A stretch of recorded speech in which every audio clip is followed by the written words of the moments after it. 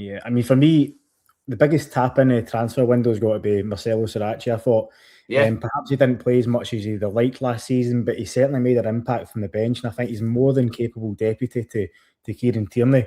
And I reported last week that Celtic had opened talks with Boca Juniors over a deal for Marcelo Saracchi, and I know for a fact that he wants to come back to Celtic.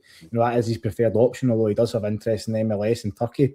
And Boca, I think Sarachi's out of contract next December, so 18 months. And Boca are kind of wanting to offload him so they can free up a foreign slot in their squad. And they're wanting around £1.5 million for him, which is buttons really for Celtic. With £60 million in the bank, should be an absolute no-brainer.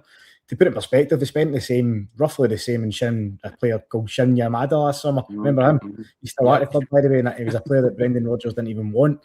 But instead of ticking off the left back issue off the list, it's my understanding that Celtic proposed yet another loan deal, which was instantly rejected by Boca, because obviously they would rather sell him for some money this summer rather than risk losing him for nothing.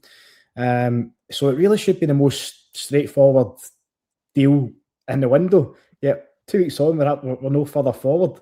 It just kind of beggars belief, doesn't it? It just kind of sums up kind of how slow Celtic are in terms of getting deals over the line.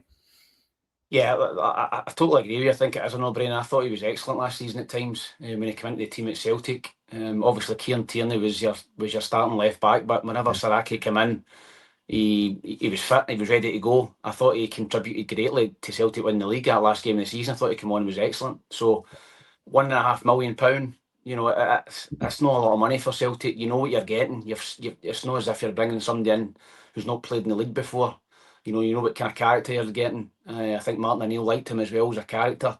He didn't complain when he was out the team. He was a good squad player. So yeah, it's Celtic wanting another loan deal again doesn't surprise me. It's like they try and do everything on the cheap.